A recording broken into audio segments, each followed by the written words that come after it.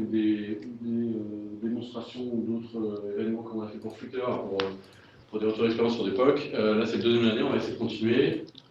Et aujourd'hui, on parle de Carrefour, projet qui est dans le cadre du pilier OMS, un exemple même des projets de grands comptes où on essaie de les accompagner sur de l'order management system dont Hassan va nous parler largement.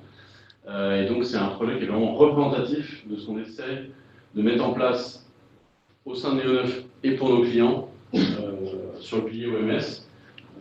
C'est un exemple de projet où il n'y a qu'un sous-ensemble par rapport à toute la stack e-commerce fonctionnelle, mais c'est un très bon exemple de la complexité de la mise en place qu'on peut avoir sur des projets de ce type order management system. Et je te laisse dérouler. Merci. Bonjour à tous déjà dans un premier temps. Comme l'a très bien introduit Cyril, aujourd'hui on va faire un petit retour d'expérience sur ce qui s'est passé sur le projet Carrefour depuis bientôt 2 ans. D'accord. Ce Rex va s'orienter autour des points suivants. Pardon. On va d'abord parler un peu du contexte et ce qui a amené à ce projet-là, à la fois avec l'existant avant Carrefour et aussi avec le projet, avec le nouveau projet de croissance de Carrefour qui s'appelle Carrefour 2022, ce qui a pour objectif d'atteindre ce qui est attendu en 2022. D'accord. On va ensuite parler du périmètre du projet, ses différents objectifs. D'accord. L'équipe qui a participé à l'élaboration de ce projet. Et vous verrez qu'il y en a beaucoup, mine de rien. Et ensuite, on va aborder les besoins technico-fonctionnels qui ont abouti à la conception qu'on a faite sur le projet. D'accord. Et enfin, en dernier, on abordera les perspectives qui vont arriver sur le projet de Neo9 dans les prochaines semaines, mois. D'accord. Donc d'abord, on va parler du contexte Carrefour. Alors déjà, Carrefour, c'est quoi? Je pense que vous savez tous à peu près ce que c'est Carrefour. D'accord.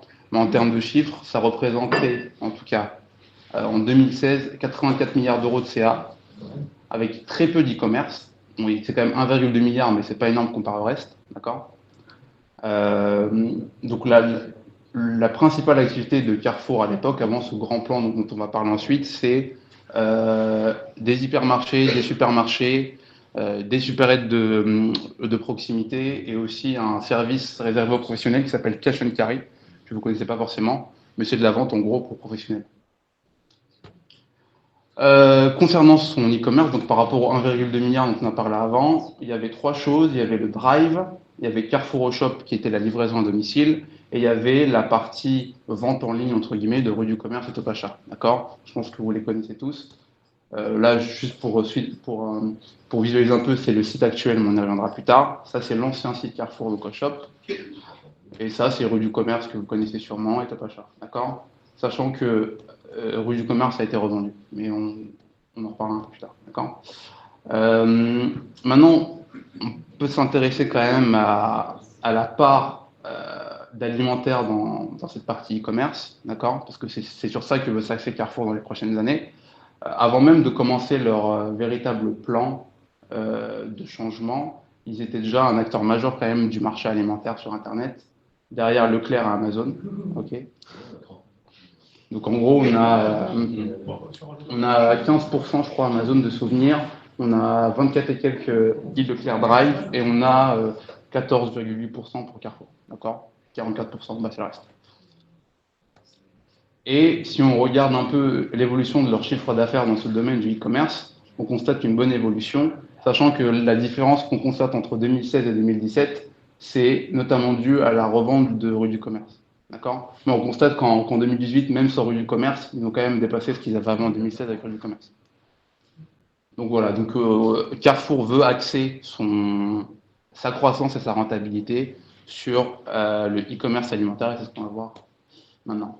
Donc ce grand plan de changement et de modernisme, on va dire, et de croissance prévu par Carrefour, c'est Carrefour 2022. C'est le nom du projet, parce qu'ils veulent atteindre ce cap d'ici 2022, d'accord. Il a été initié par un mec que vous connaissez peut-être. Enfin, nous, en tout cas, Carrefour, on le connaît beaucoup.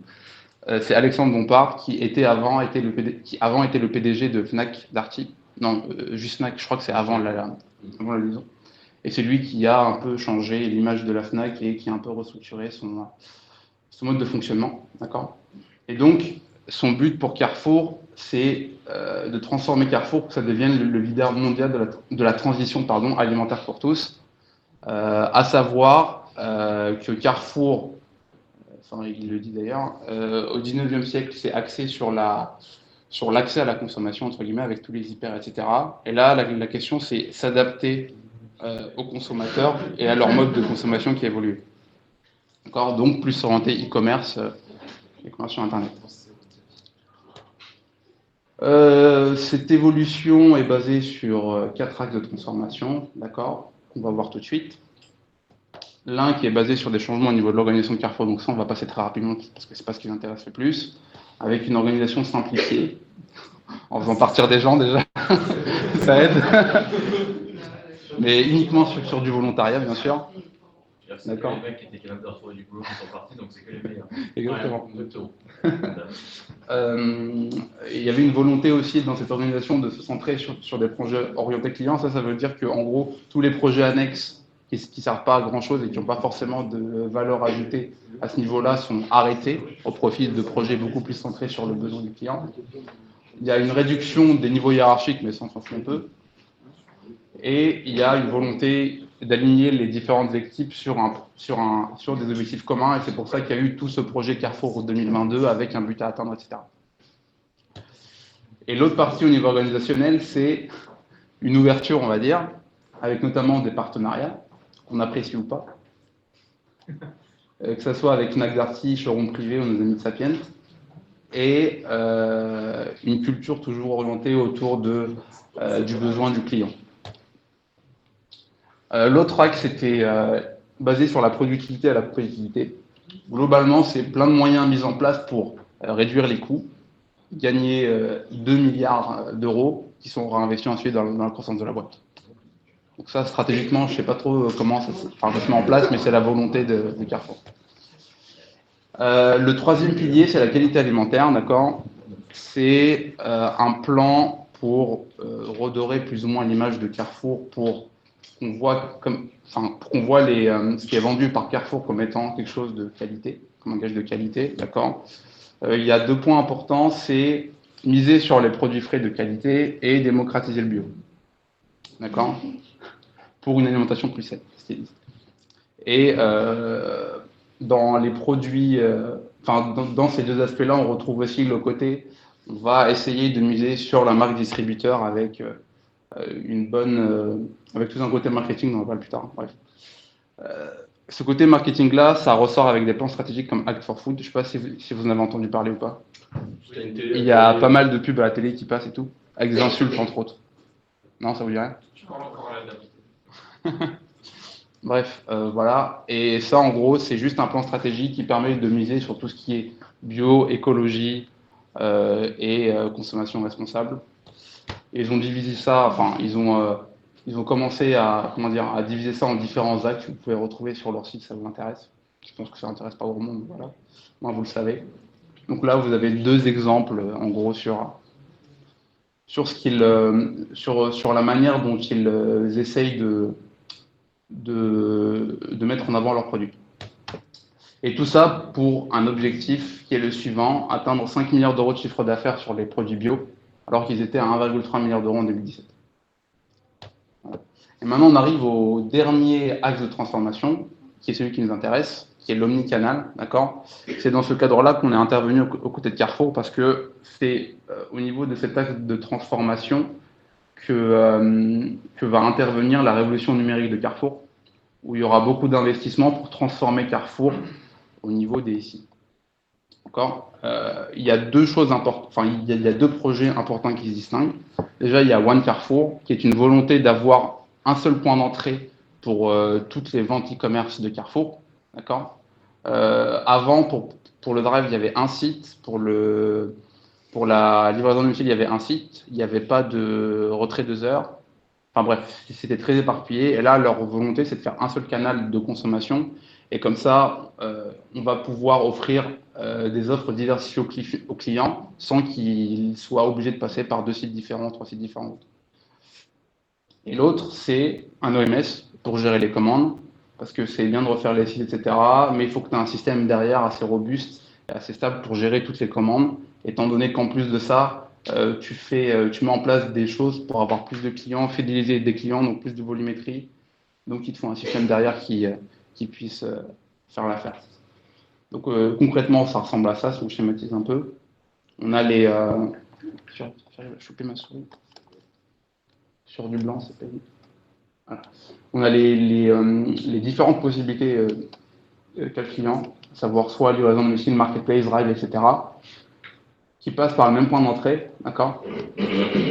Ensuite, il y a toute une partie de logistique sur laquelle va notamment intervenir l'OMS, d'abord sur la livraison de domicile, puis ensuite sur les autres périmètres, et ensuite une livraison client, d'accord. Et dans un seul et même but, c'est offrir plus de possibilités aux clients, plus d'offres et de solutions logistiques qui lui permettent d'être livré, de recevoir sa commande au plus tôt et le plus sûr possible. Et si on fait un focus un peu sur l'OMS, l'OMS il va s'intercaler donc après la prise de commande au niveau du site carrefour.fr, d'accord.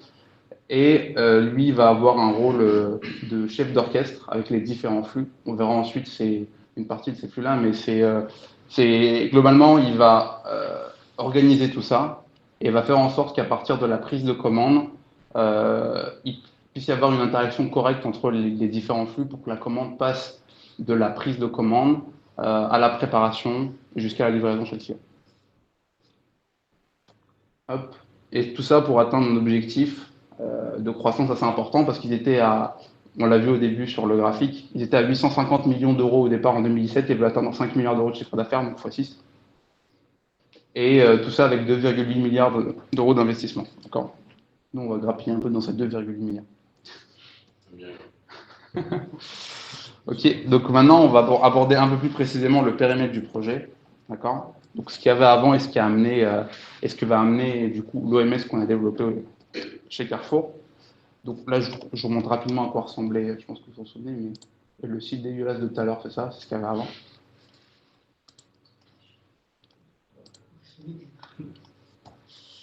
Et derrière ce site-là qui prenait les commandes, il y avait un système de gestion de commandes vieillissant et qui ne répondait pas aux besoins de ce que voulait faire Carrefour avec son e-commerce. Là, j'ai un petit schéma qui explique un peu ce qui se passait avant. D'accord. Là, on avait donc le site carrefour.com, .fr, je ne sais plus, c'est .com ou .fr? Aushop.fr. Aushop.fr.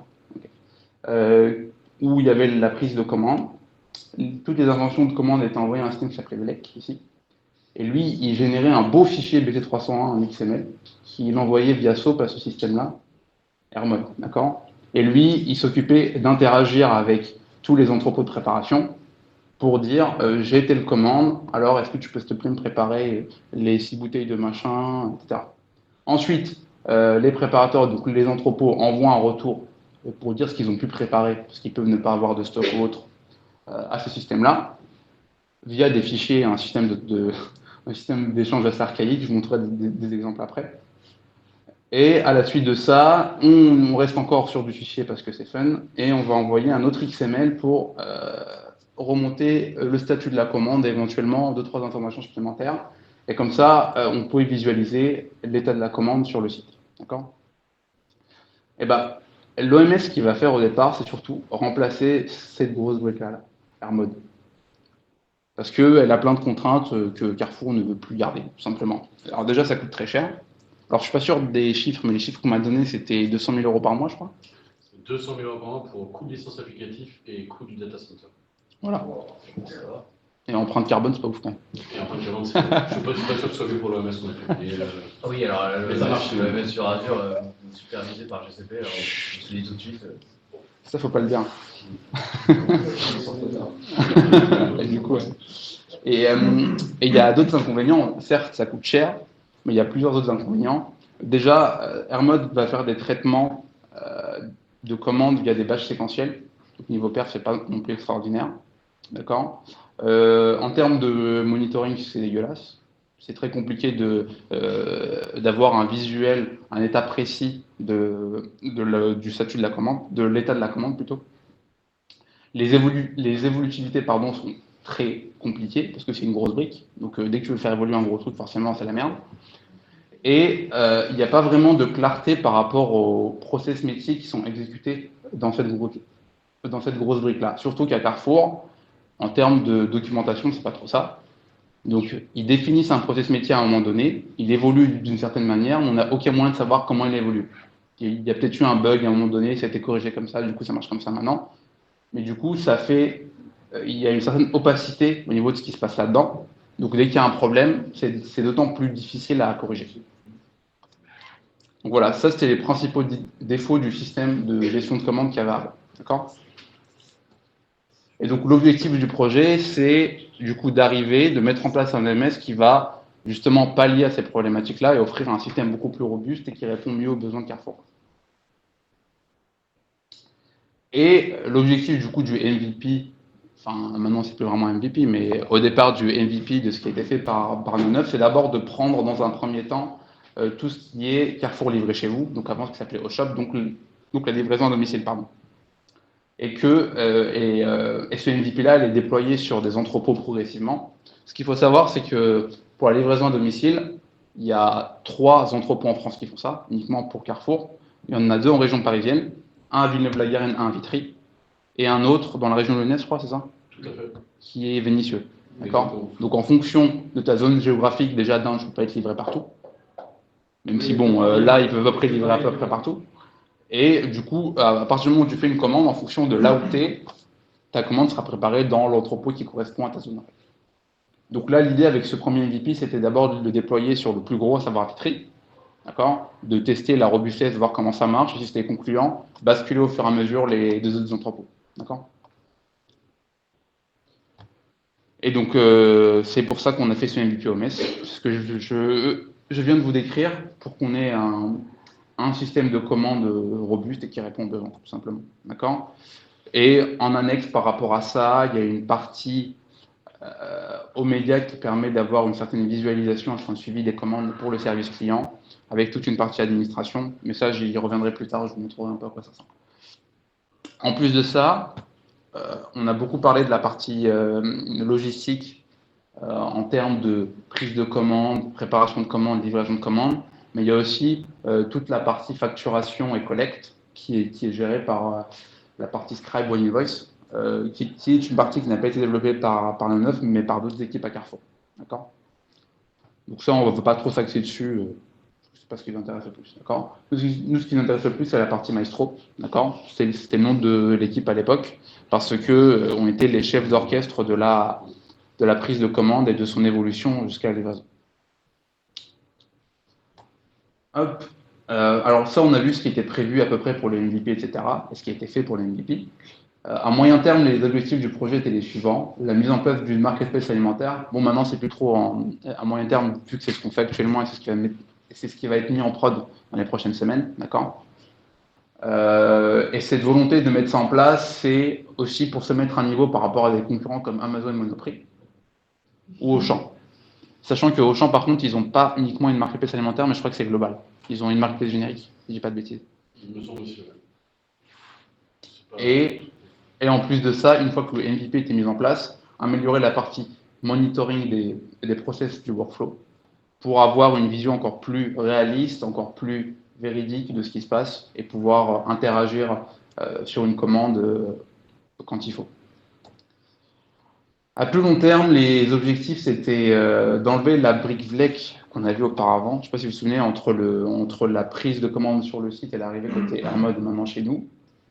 Et là, c'était séparation entre 2 briques, à savoir One Basket et OMS, parce que du coup, les responsabilités sont diverses et variées de VLEC. Il y a beaucoup de choses. Typiquement, ce qu'on va reprendre bientôt, ça va être la partie SMS et mail, qui avant était gérée par VLEC et qui va être reprise par l'OMS. Donc il y a un véritable travail des architectes aussi de définir la responsabilité de chaque brique, au lieu de tout mettre dans la même brique comme c'était fait avant, par exemple avec VLEC. Deuxième chose, il y a la partie Drive, qui est très importante, que ça représente la plus grosse volumétrie pour Carrefour en ligne, d'accord. 60% de la volumétrie e-commerce de Carrefour, c'est Drive, d'accord, donc c'est très gros. Et ensuite, avoir plus de flexibilité pour la commande, dans le sens où on veut faire de l'omnicanal, donc on va avoir du multi-type de commande, et actuellement, on n'est pas encore capable de le gérer, parce que c'est une complexité supplémentaire, mais ça va arriver à terme. Voilà. Donc maintenant, on va se recentrer un peu plus sur du concret. Donc vous allez voir plein de têtes, donc tous ceux qui ont participé au projet de près ou loin. D'accord. Je pense que vous les connaissez tous, a priori. Les personnes que vous n'êtes pas trop susceptibles de connaître, je vais vous les présenter. Il y a Maxime Blanc qui est le PO, enfin, qui a été PO, proxy PO, etc. PO au départ. Ouais. On a un stagiaire qui est parti, c'est Vincent qui est parti très récemment. Sinon, tout le reste, je pense que vous les connaissez. Il y a Clément qui est parti en Espagne, mais je pense que vous vous souvenez de lui. Clotilde, si ça tombe. Et Clotilde, ouais. C'est vrai. Et après, on a aussi des Lyonnais qu'il ne faut pas oublier, hein, qui sont ici. On les a mis sur la rangée des Lyonnais. Et comme ça, on les remarque. Et aussi, il y a aussi Céline et Estelle qui ont participé au niveau de l'UX UI, qu'on verra plus tard au niveau de l'interface de suivi commande et d'administration. D'accord ? Alors, par contre, je vais me brancher avant que j'ai plus de batterie.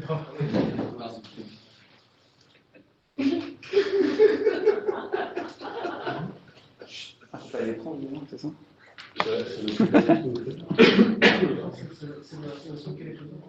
Ouais, je pense que c'est la slide photo qui fait. Ouais, c'est pas ouf.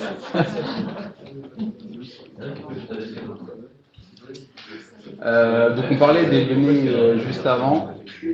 C'est important de rappeler que c'était un projet qui est développé sur plusieurs sites, d'accord ? Il y avait Paris et Lyon, MASI des fois pour faire les démos ou pour les réunions de crise, lorsque c'était la merde. Ça arrive une fois. Mais bref, voilà. Donc c'est important de le rappeler parce que mine de rien, ça a quand même marché alors que c'est pas forcément évident sur du multisite. Ensuite, un petit rappel par rapport aux outils qu'on a utilisés pendant le projet. Donc rien d'exceptionnel. Suite Altacian, Jenkins, Rocketchat, Kibana, Grafana, Dynamics. Je pense que c'est... Ah oui, non. Non, mais on s'en fout. Je corrige maintenant. Bref, je pense que vous connaissez tous ces outils à peu près plus ou moins. Donc pas besoin de s'insister dessus. Quoi ? Ouais, c'est juste un chat. Mais Slack, c'est mieux. Donc là, maintenant, on va aborder les besoins fonctionnels, ce qui a été un peu analysé par rapport aux besoins qu'avait Carrefour pour établir une solution technique viable et correcte. L'un des besoins, c'était l'évolutivité. Comme je l'avais dit avant, avoir une grosse brique comme AirMod avec plein de trucs dedans, on ne sait pas trop quoi, c'est pas extraordinaire, et à faire évoluer, c'est une plaie. Donc on veut un truc clair qui nous permet de savoir ce que le système fait, et comme ça, on est plus à même de l'évoluer. Surtout que Carrefour, dans sa volonté de progrès, ils veulent s'adapter très vite aux clients, d'accord ? Vu qu'ils sont, on sait tous que dans le domaine de la vente en ligne, etc., ça évolue très vite. Donc il faut qu'ils soient capables d'évoluer très vite aussi. Donc il faut que leur système de commande puisse évoluer avec ça. Autre chose, un des défauts de l'ancien système dont j'avais parlé avant, c'était la compréhension et la clarté des processus métiers de gestion de commande. On veut connaître les règles précises de gestion d'une commande qui la font passer d'une étape A à une étape B jusqu'à arriver chez le client. Avoir une grosse brique qui fait tout et n'importe quoi, ça aide pas pour ça. Donc avoir un système clair où c'est clairement où on définit clairement ce qui est fait, ça aide aussi à comprendre ce qui est fait. Ensuite, il faut un système qui permet un suivi, une visualisation claire de toutes les commandes. D'accord ? On veut savoir où en est la commande à tout moment pour pouvoir, s'il le faut, soit donner un feedback au client ou s'il y a un problème intervenu. On veut aussi faire du monitoring et de la reprise. D'accord ? On veut pousser pour récupérer des chiffres clés qui nous donnent des informations sur les commandes. On veut pouvoir reprendre des commandes en cas de souci et autres. Et ce qui nous amène aussi du coup aux fortes charges, parce que lorsqu'on a des erreurs, forcément, ça arrive souvent lorsqu'on a beaucoup de volumétrie. Donc, il faut que le système soit capable de gérer ça, sachant que, pour vous donner un ordre d'idée, sur CLCV actuellement, on oscille entre 3000 et 5000 commandes jour.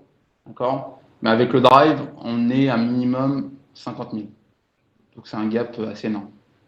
Il faut que le MES soit prêt à accueillir ce genre de charge. Alors là, c'est un peu rébarbatif, mais c'est un peu comme le système de reprise dont on a parlé avant. Il faut que ce soit tolérant en panne. On ne peut pas se permettre de perdre une commande. Parce que le client derrière n'est pas content. Et encore une fois, pour en revenir à la stratégie de Carrefour qui est de dire on fidélise le client, donc on s'adapte à ses besoins pour fidéliser le client. Si demain il commande et qu'on ne retrouve pas sa commande et que bien sûr il est prélevé, c'est pas extraordinaire. Donc on essaie de faire un système robuste qui permet au minimum de pouvoir rattraper la commande comme il faut. Et tous ces éléments-là, ça peut être un peu résumé par ces trois termes-là, exploitabilité, traçabilité, évolutivité, et ça nous amène à une notion importante qui est le BPMN. Alors le BPMN, c'est quoi? Déjà, concrètement, ça veut dire quoi? Donc les anagrammes là, ça veut dire Business Process Model Annotation, d'accord, en anglais. En français, ça donne modèle et notation de processus métier. Ok. Donc ça va être un outil de modélisation, et concrètement, ça va ressembler à quelque chose de ce style-là. D'accord. Alors cette norme-là, elle va nous permettre de représenter et de modéliser surtout des étapes métiers indispensables, enfin des étapes métiers qui permettent de réaliser quelque chose de beaucoup plus complexe, d'accord, mais subdivisé en sous-tâches, d'accord. Du coup, on arrive à la fin à avoir une tâche complexe qui est divisée en plusieurs activités, chacun ayant un rôle précis et chacune interagissant avec une autre via des portes logiques ou via des contraintes qu'on définit, d'accord. Donc là, si on prend un exemple, on a un point d'entrée ici. Imaginons qu'on va faire cette grosse tâche-là qu'on va considérer comme étant complexe, même si là, elle n'a pas l'air très complexe. Et bien là, on sait que par exemple, on va commencer ici. Ça ressemble un peu à un diagramme d'état, avec un point d'entrée et un point final, un point d'arrivée, d'accord. Et on passe par différents états entre guillemets. Donc là, l'idée, c'est de rentrer ici. Et ensuite, on a une porte logique là, à savoir un if entre ici et ici. En fonction de la condition, on va procéder à cette tâche-là ou cette tâche-là, et ainsi de suite ici. Et ça, du coup, c'est une interaction simple entre différentes activités, entre différentes business transactions, à savoir ici, c'est create membership ou find membership, d'accord. Donc, la condition qu'on pourrait imaginer ici, c'est il s'est logué, est-ce qu'il a déjà créé un membership, oui, non, et on fait ça, d'accord. Et c'est tout le temps ça le BPMN, c'est avoir une tâche complexe qu'on subdivise en tâches plus simples, et ensuite modéliser l'organisation et l'interaction entre ces différentes tâches pour à la fin réussir à faire la tâche complexe qu'on voulait faire. Et ça, on va le voir un peu plus tard, mais c'est un outil puissant parce que déjà, c'est un mi-chemin entre le fonctionnel et le technique. Donc ceux qui connaissent le métier peuvent intervenir directement dans la conception du système parce qu'ils définissent comment interagissent les différentes petites tâches que va faire ton système. D'accord. Et à partir de là, ils ont aussi un visuel précis de ce qui passe. Montrer un microservice où tu n'as aucun visuel, aucun fond ni rien et dire ça fait ça, c'est bien. Mais un mec qui ne connaît pas ça, il ne va pas réussir à comprendre. Tu lui montres un BPM et tu lui dis ça passe par ces différentes étapes-là en interagissant comme ça, il comprend beaucoup mieux.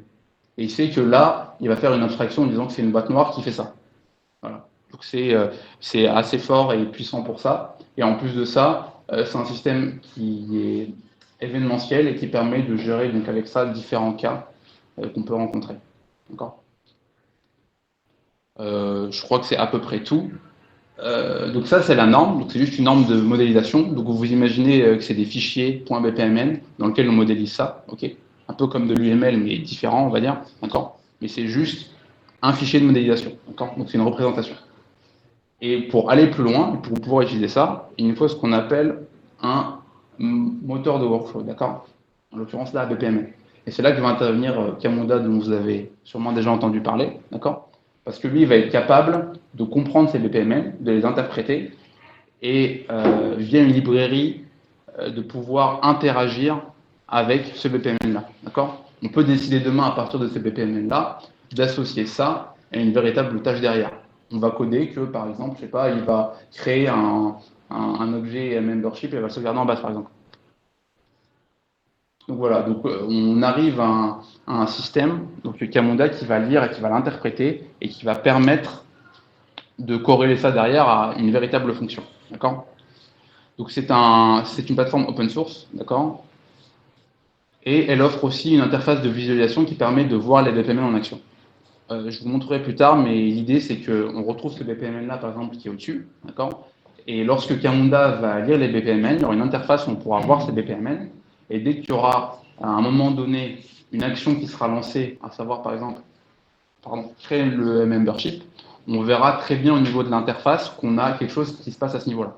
Et je vous montrerai après comment ça se passe. D'accord ? Mais globalement, c'est ça. En plus de ça, c'est un outil très performant dans le sens où il interprète les BPMN, mais par contre, on n'a pas... comme j'ai dit auparavant, c'est un système événementiel, d'accord ? Donc on va souvent arriver à un stade où on va dépendre de flux extérieurs. Je ne sais pas si vous vous souvenez, avant je vous avais montré Je vais essayer de vous le retrouver là rapidement. Mais on avait quelque chose qui montrait, alors, attendez, qui montrait un peu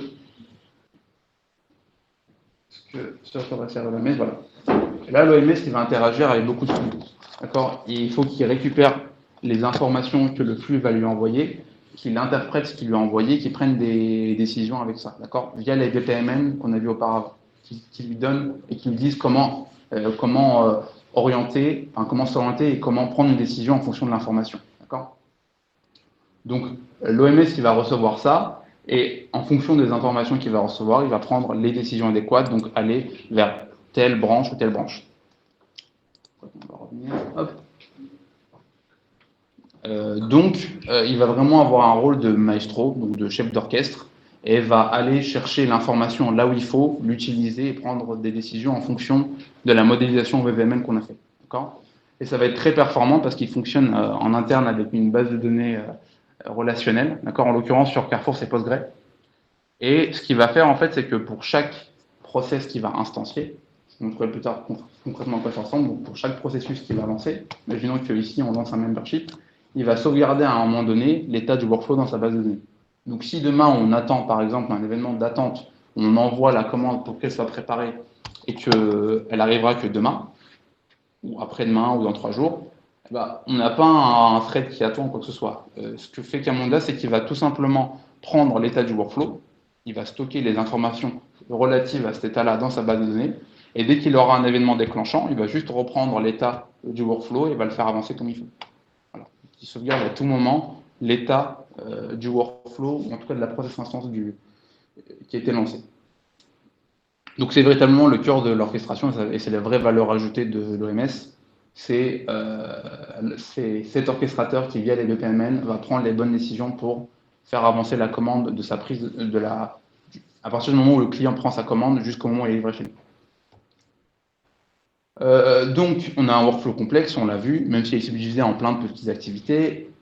Et pour qu'il puisse marcher comme il faut les informations pour prendre des décisions. D'accord. Donc, ce qu'il va faire, c'est qu'il lui faut des microservices qui ont des tâches métiers dédiées, d'accord, avec une responsabilité définie. Comme ça, dès qu'il a besoin d'une information, il va la demander à ce microservice. Et à partir de là, lui, il saura interpréter le résultat et prendre une décision. D'accord. L'autre besoin aussi, au-delà de ça, c'est on gère quand même des commandes, ok, donc on a besoin de les stocker. Donc rien de révolutionnaire là-dessus.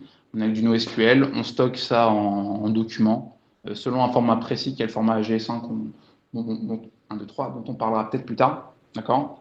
Mais l'idée, c'est de pouvoir stocker la commande, de la récupérer de manière performante, etc. Et la base de données qui a été choisie, c'est Couchbase. On est plutôt MongoDB à Carrefour, à Neo9, mais Carrefour a choisi Couchbase.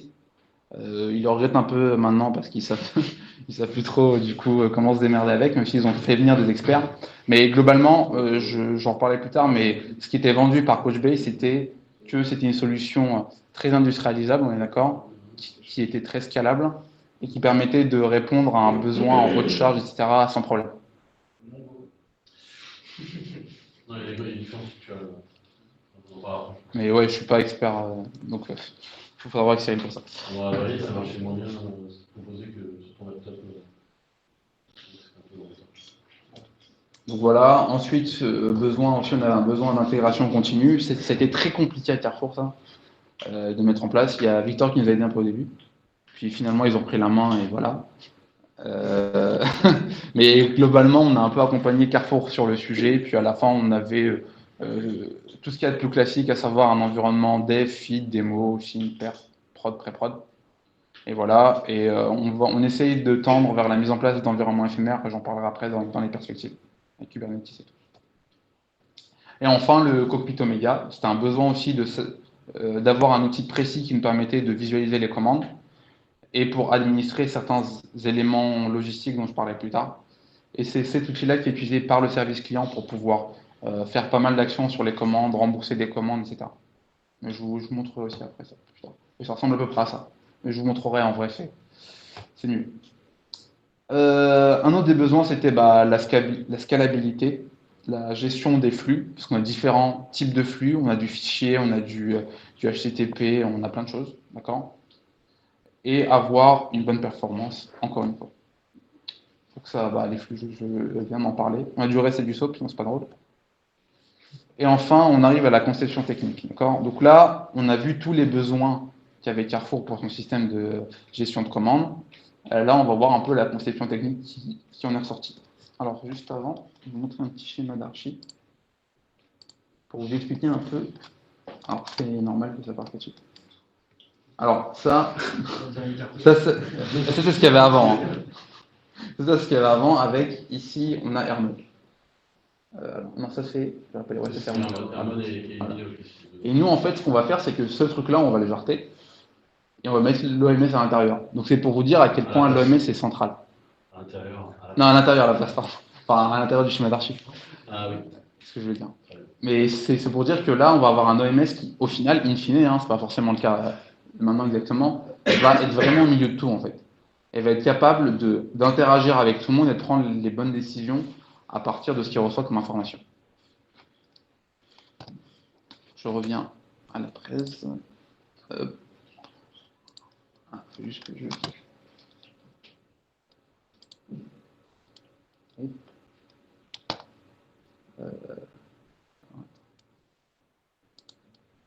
pas ouf. Non, c'est bien lire. Ouais, lire, c'est Ah oui, non. Ouais, non, moi j'ai besoin de ça. C'est pour moi. Bref. Donc, ça c'était le schéma pour vous présenter un peu dans quel cadre s'inscrivait l'OMS dans les ICI Carrefour, d'accord ? Et là, c'est la solution de l'architecture de l'OMS, d'accord, interne à l'OMS. Alors, il n'est pas tout à fait à jour, mais globalement, on comprend un peu ce qu'on a voulu faire là-dedans. L'idée, c'est d'avoir le cœur du projet ici au niveau de l'orchestrateur, d'accord ? Et il va interagir de manière asynchrone avec plein de microservices qui vont avoir un rôle précis, d'accord ? Et lui, comme je le disais, à partir de ces informations, il va réussir à prendre des décisions et à faire avancer la commande jusqu'à la livraison de la commande au client. D'accord ? Alors, il y a différents microservices. Donc, l'orchestrateur, c'est celui qui contient le moteur Camunda et qui utilise du coup les BPMN. D'accord ? On va avoir l'ordre MS qui va être le point d'entrée des commandes. Alors, à terme, le point d'entrée, ça sera plus du BC301. Ce qu'on appelle du BC301, c'est-à-dire un fichier XML qui nous est envoyé en SOAP. Je vais vous montrer un exemple ensuite qui nous permet d'initier une commande. Je crois que j'ai un exemple là, je vais peut-être même vous le montrer maintenant. Ça ressemble à ça. Voilà. Ça ressemble à ça. En gros, tout ça, c'est une commande. Je crois que c'est du peu plus haut. on a les items, etc. et plein d'informations. Ouais, voilà. Et l'objectif à terme, c'est d'utiliser un modèle standard qui est celui-là, qui est le GS1. Voilà. Donc c'est un format design classique, alors que là, on était sur du XML. D'accord ? Sachant qu'au départ, on pensait être sur du REST. C'est aussi entre autres pour ça qu'il y avait c'est ce qui était en design et que ça paraissait pertinent, mais a priori, ça va être plutôt en Rabbit, même si c'est un GS1. Bref. Voilà. Donc on a dit order MS qui est le point d'entrée. Donc la commande va descendre ici, comme ça on la persiste et ensuite on initie le lancement du workflow ici, donc de l'orchestration de la commande. On va avoir un microservice scheduler qui va nous permettre de paramétrer des jobs en avance chronés parce qu'on aura des besoins de ce style-là pour Carrefour. Typiquement, en fait, lorsque vous faites une commande sur Carrefour, déjà, vous pouvez la faire pour être livrée dans 2, 3 jours, 4 jours, 5 jours. Donc, les préparateurs, en tout cas les entrepôts de préparation, ne vont pas préparer votre commande 10 jours à l'avance. Donc, l'idée, c'est d'avoir un bouchon à un moment donné, de bloquer la commande et de la libérer à un instant T. C'est entre autres à ça que servent les jobs du scheduler. D'accord ? Et parce qu'on veut maîtriser le flux et dire on commence à descendre avec des règles métiers les commandes à J-1 avant la réception, etc. Prévu. En plus de ça, on va avoir toute la partie logistique. Ici, ça va véritablement avoir toute la logistique de la commande, la livraison, la préparation, etc. Avec la communication avec différents partenaires. Alors, je ne les vois pas trop, mais globalement, on a les différents préparateurs. Donc, on doit avoir Logistar, Mandar, Pomona. Logistar, c'est les entrepôts Carrefour. Donc, c'est vraiment les produits Carrefour qui sont préparés. Pomona, Mandar, c'est des prestataires qui permettent à Carrefour d'élargir leurs offres. D'accord ? Pomona, ça prépare du poisson. Et Mandar, c'est des fruits et légumes. D'accord? Et on doit avoir du Phoenix Barcode, je crois, ici, et du Métis. Métis, c'est le moteur de rapprovisionnement. D'accord? À chaque fois qu'on fait une commande, on leur fournit, on les informe de la commande, comme ça ils sont aptes à refournir les entrepôts comme il faut. Et on a Phoenix Barcode qui est un référentiel qui nous permet d'avoir des informations sur le produit, parce qu'on interagit avec ce qu'on appelle le TMS, donc Transport Management System, qui est Urbans, qui eux sont les prestataires qui vont livrer la commande. Ils ont besoin de certaines informations, notamment la taille des bacs, parce qu'ils mettent tous les produits dans des bacs qu'ils livrent ensuite. Ils ont besoin de savoir la place qu'il faut dans leur camion pour livrer ce qu'il faut. D'accord? Et ensuite, on va avoir tout ce qui est payment, invoice, billing ici, qui correspond à toute la partie qui n'a pas été gérée par une offre de facturation, de collecte de commandes. D'accord?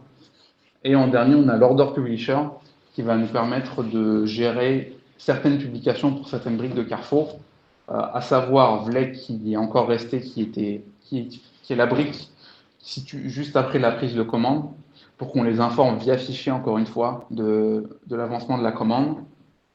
Et on a quoi d'autre? On a AirMode parce qu'au départ, en fait, le remplacement d'AirMode, c'est fait par entrepôt, comme je l'ai dit au début, un entrepôt par un entrepôt avant d'atteindre les 3. Et donc, au début, on décidait que pour tel entrepôt, on faisait pas ce plat, donc on envoyait juste la commande AirMode, il la gérait tout seul. Et si c'est un entrepôt qu'on gère, on la prend. Mais ça, maintenant, ça n'existe plus. Donc, globalement, c'est ça. Et puis, on a la partie Omedia ici qui interagit avec une API précise, donc la Business Console API. Donc, tu as la Business Console ici qui est le front Omedia, ici la Business Console API, et qui permet de faire un reverse proxy pour pouvoir accéder à certains microservices. D'accord? Donc ça, globalement, c'est ce qui a été choisi comme conception, d'accord, et qui a été mis en place. D'accord? Donc là, on va se recentrer juste un peu plus, comme je l'ai dit, sur la partie orchestration, parce que c'est véritablement la valeur ajoutée de l'OMS. Ok? Donc, comme il dit, l'orchestrateur avec Camunda qui va véritablement utiliser les BPMN comme il faut. En termes infrastructure, c'est un cluster donc de 2 instances qui tournent, d'accord? Donc avec une base de données Postgre, H2 en dev, H2 en dev, non pas du tout, Postgre, tout court. Et voilà. Et ça utilise les BPMN pour pouvoir orchestrer la commande. Et là, je vous présente juste la brique la plus essentielle de l'orchestrateur, d'accord? C'est sur ça que se base tout son fonctionnement. C'est une brique technique qui est utilisée pour n'importe quel process défini dans les BPMN d'orchestration de commandes chez Carrefour et qui permet en fait de gérer la synchronie. Si on revient avant, là, vous avez vu que l'orchestrateur, via ici le Rabbit, va interagir du coup de manière asynchrone en message avec tous les autres microservices, d'accord? Et on a subdivisé les microservices pour que chacun ait sa responsabilité et qu'à un moment donné aussi, si lui il plante, il ne remet pas en cause tout le reste du système, ou inversement. D'accord? Donc pour que l'orchestrateur puisse communiquer, il a besoin d'envoyer un message, il a besoin qu'on lui réponde. D'accord? Donc c'est exactement ce que fait cette brique-là en BPMN. L'idée, c'est que pour chaque demande d'information que va faire l'orchestrateur à un microservice pour réaliser une business transaction donnée, il va produire un message, d'accord, avec les informations nécessaires au microservice pour qu'il puisse répondre ce qu'il faut. Il va envoyer le message, d'accord, et ensuite il va se mettre en attente et il va attendre le retour du microservice, d'accord. Est-ce qu'il lui renvoie un call OK ou un call KO? Puis c'est un call OK, tout s'est bien passé, il récupère les variables que lui a potentiellement envoyé le microservice et il passe à la suite à la prochaine transaction, d'accord. Si c'est pas le cas, il revient en arrière et là on a une porte logique, donc c'est juste un if classique qui permet de tester 2 conditions. La première condition ici, c'est est-ce qu'on a dépassé le max retry? Parce que ça, lorsqu'on lance cette brique-là, on va lancer avec certains paramètres. L'un des paramètres, c'est le nombre maximum de retry qu'on autorise à faire. S'il voit que c'est le premier essai, il a reçu un call KO, bah, il va voir s'il a dépassé son nombre max de retry, donc d'essais. Si ce n'est pas le cas, on va mettre une petite période de back-off avant de retester, histoire que si ça soit une indisponibilité temporaire, ça puisse remarcher. Et on va refaire la même boucle. On va produire un message, demander au microservice et on attend son retour. D'accord? Et ainsi de suite. Si à un moment donné, il répond bien, on passe à la suite. D'accord. Si on arrive par contre à un moment donné à un call KO et qu'on a dépassé le nombre maximum d'essais autorisés, ce qu'on va faire, c'est qu'on va sortir en erreur ici. Et au-dessus, on gère l'erreur comme il faut. D'accord. À savoir qu'au-dessus, on a ce qu'on appelle un status call worker qui est une autre brique technique BPMN qui nous permet de se mettre en attente d'action manuelle. D'accord. Si on sort ici qu'on a dépassé le max retry, on a un autre événement d'attente au-dessus qui permet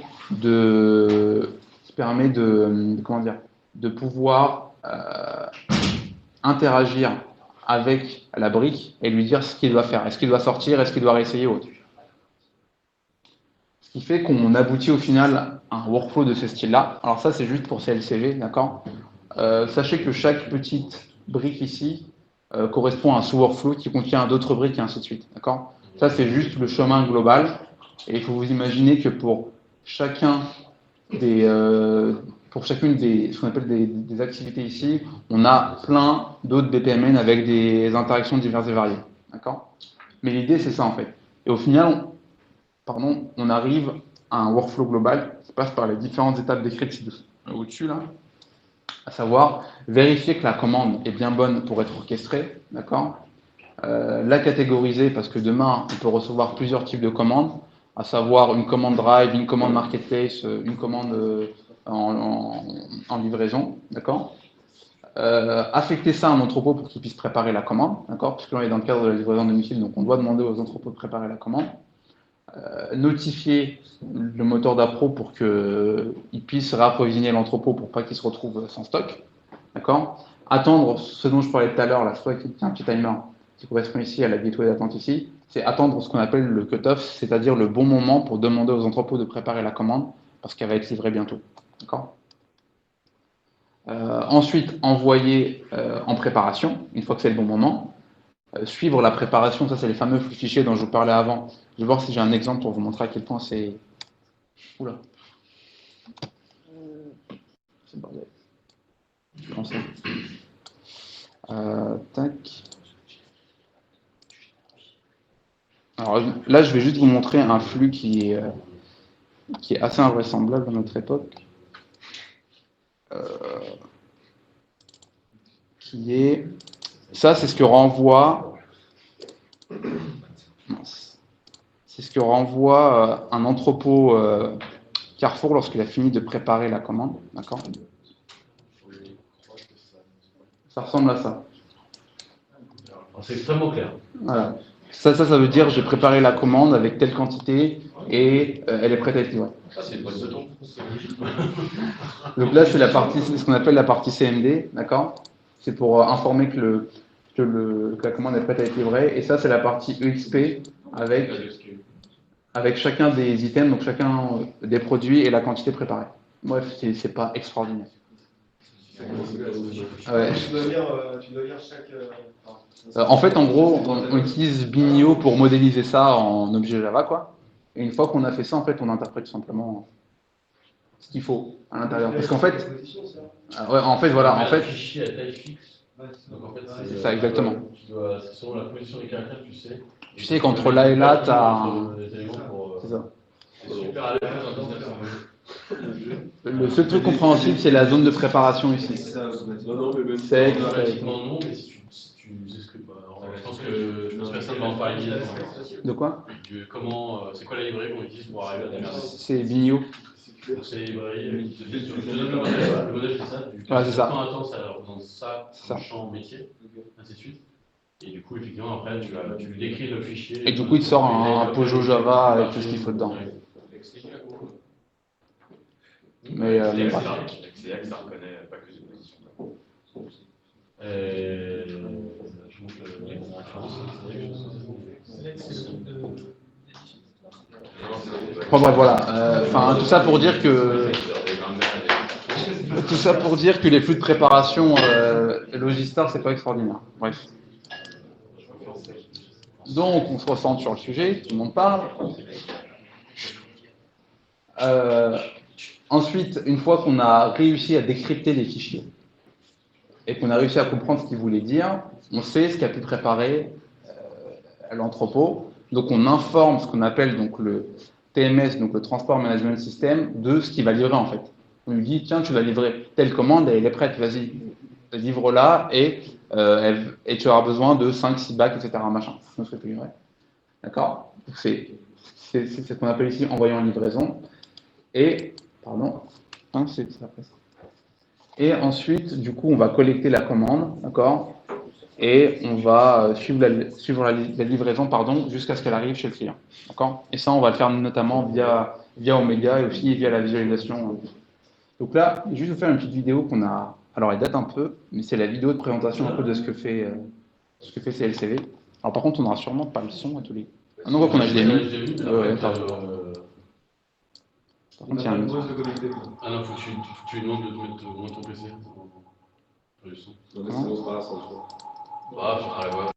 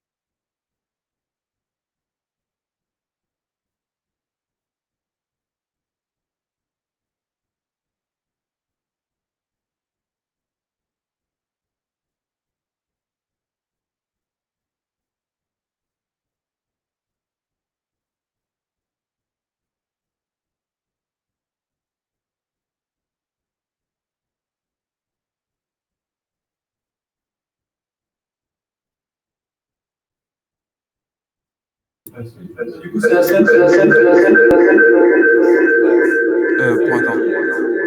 Non, mais,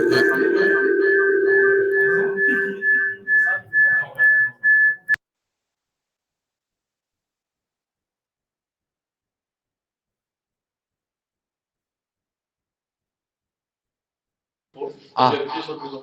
C'est mieux là? a priori, ça va. Benjamin? T'as des coupes, hein? C'est quoi ça qui fait pas? Mais il faut que tu coupes le micro de ton PC. Ouais, c'est bon, merci.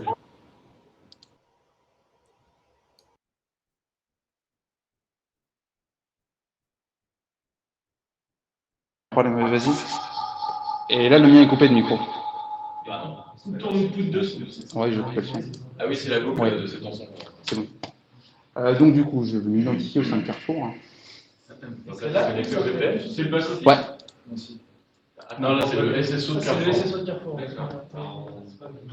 Attends, Et là, on peut voir toutes les commandes de tout le monde. Donc là, on est connecté. Alors, vas-y, on va faire un vrai truc. On peut chercher. Vas-y. Tu peux chercher. Moi, je passe une commande à l'instant. Alors l'interface a été refaite récemment, donc c'est un peu lent. C'est pas Je nous. veux dire, pas par nous. Pas par nous, exactement. Et c'est ultra lent. Ça. Si on cherche par peu, là, par numéro de commande, tu peux chercher par nom. En théorie, oui. Enfin, tu pouvais à une époque, en tout cas. Non, tu peux plus me chercher par nom. Est-ce que tu as une date de livraison estimée? Aujourd'hui, et dans le 11e. Alors, attends. On met tout en vision. Ah, tu l'as pas. Non, mais j'arrive pas à voir là, donc je vais aller me mettre. Ah non, t'approches pas trop. Tu fais ton numéro de commande. Alors, attends. Je donne un numéro de commande. Non, mais c'est juste que je vois pas l'écran en fait. Donc c'est pas ouf.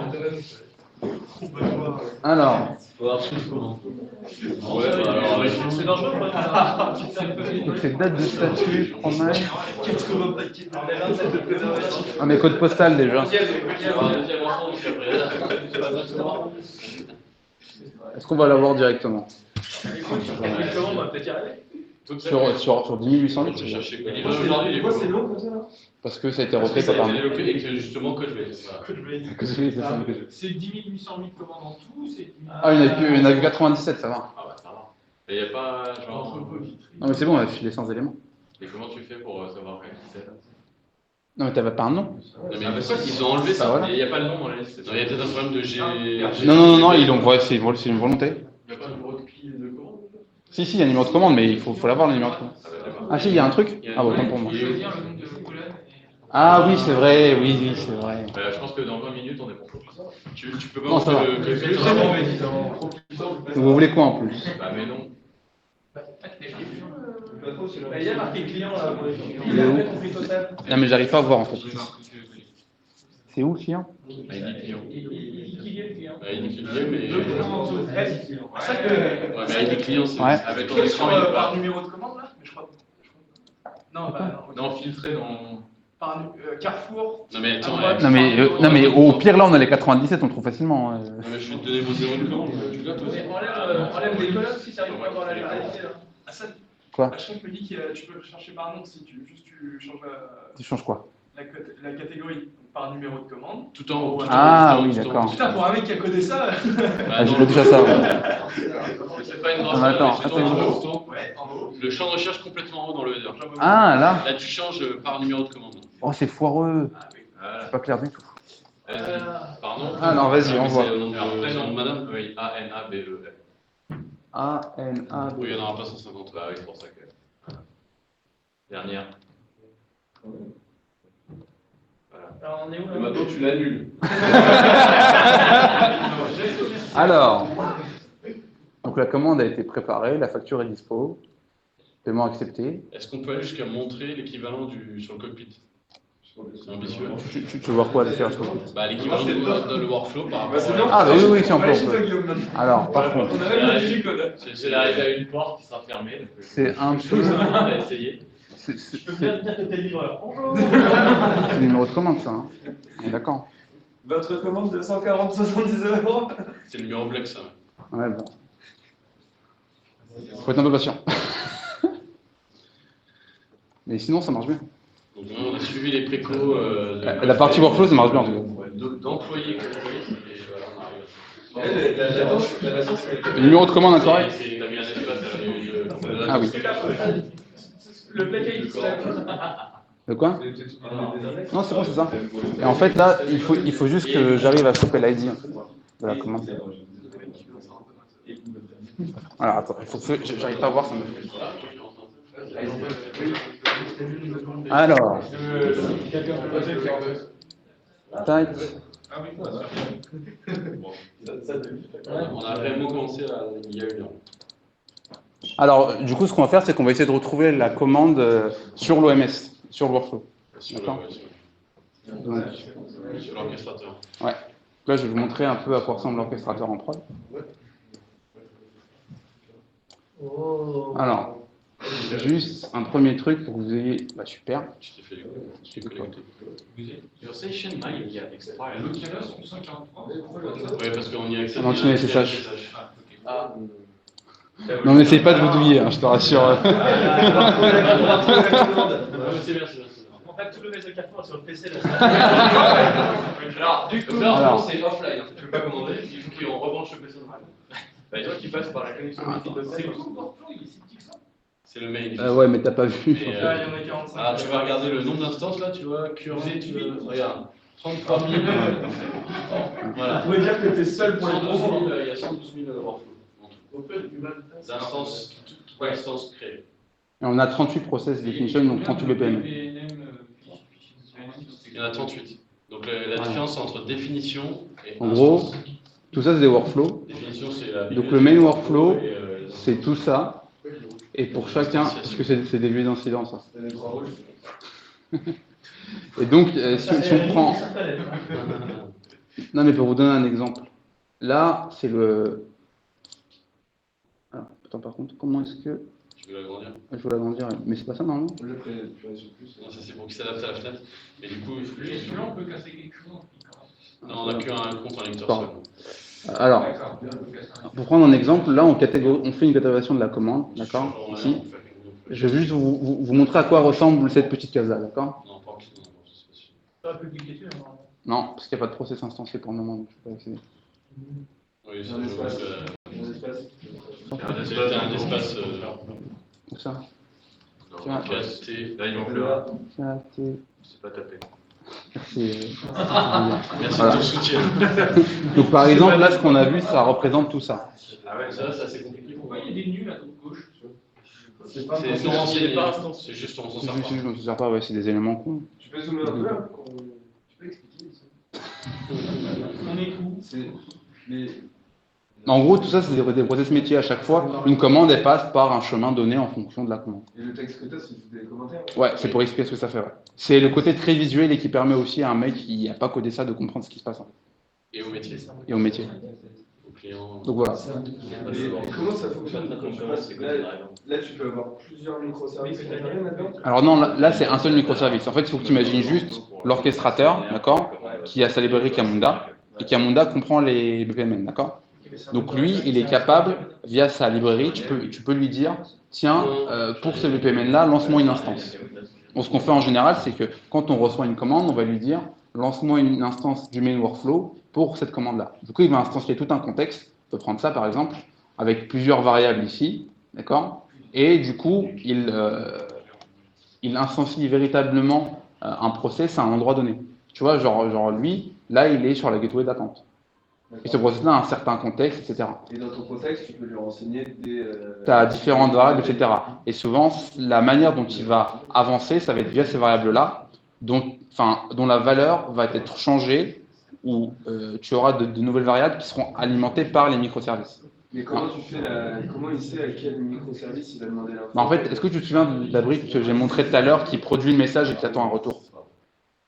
L'autre là, le coworker. Ouais.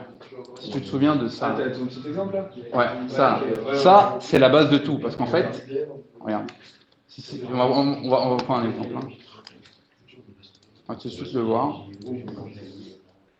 Là, si on prend un autre, okay. Là c'est tous les workflows en cours. Là, par exemple, on a plein de workflows qui sont instanciés ici à cette brique-là, d'accord? Là, si on prend ça, on sait que par exemple, celui-là, il a un métadonnées à chaque fois, tu vois. Et si tu descends à la brique la plus basse, donc la tâche la plus basse qui est effectuée, bon là en l'occurrence forcément c'est une gateway d'attente, mais si on va dans Non mais montre-le de... Call worker, Là, là, chaque étape aboutit forcément ici. Ok. Donc, ce qu'on fait en fait, c'est que Il y a 250 workflows qui sont dans le nœud. J'attends un événement de retour. mais j'attends un retour. Et en fait, ça, c'est la base de tout parce que tout process va finir par appeler ce call worker-là en fait. D'accord. Le principe que j'ai montré avec le main workflow, puis tu vois un sous-workflow intérieur avec plein d'autres workflows, bah, imagine que tu as un système récursif du même style qui aboutit à la toute fin à cette brique-là qui appelle un microservice pour demander une information et faire une action donnée. Et comment, tu définis ce microservice? C'est dans les variables que tu... Dans les variables. Je vais te montrer ce qu'on appelle Camunda Modeler. C'est là où on modélise les DPML. D'accord. Imaginons que là, par exemple, on va prendre le sous-process tracking, qui est ici. Bah là, par exemple, on fait une action simple qui est je récupère le type du logical order. D'accord. Et ben, ce qu'on fait, c'est qu'on initialise celle-là. On lui dit ici que le type de brique que c'est un statut call worker, qui est une brique juste au-dessus du call worker qui appelle le call worker. Et là, on a un onglet variable et on envoie toutes les informations qu'il faut. On lui envoie le message qu'il doit envoyer au microservice, la queue sur laquelle il doit l'envoyer, et un identifiant qui nous permet de paramétrer de manière unique le nombre de retries pour ce truc-là. C'est la queue après elle qui va... Voilà, et dans le producer, en fait, si on revient à... Si j'arrive à le trouver, si on revient... Alors, attends. Si on revient à la présentation, en fait, à la fin, lui, le message producer, il prend toutes les variables, et ce qu'il fait là-dedans, parce que ça, c'est une tâche concrète, hein, il le fait lui-même, c'est il prend ces variables et il instancie un message, ce qu'on appelle un basic message chez nous, et il l'envoie au microservice à partir des variables. Et ce qui est fort, c'est que du coup, Camunda comprend tout ça, et la variable arrive juste ici, où là, concrètement, tu as du code Java qui fait un truc, d'accord? Parce que tu as le petit rouage, en gros, ici. Et à partir de ça, tu lui envoies juste ça, et lui, il sait qu'il doit appeler telle méthode pour construire le message, telle méthode pour récupérer la queue qui correspond, et ça, c'est une information supplémentaire. Et une fois qu'il a fait ça, tu récupères l'information que tu veux en la sortant ici. Et là, on a mis all parce qu'on a besoin de toutes les variables qui ressortent de cette business transaction-là. Et ensuite, on peut prendre une décision avec la variable qui est sortie. Voilà.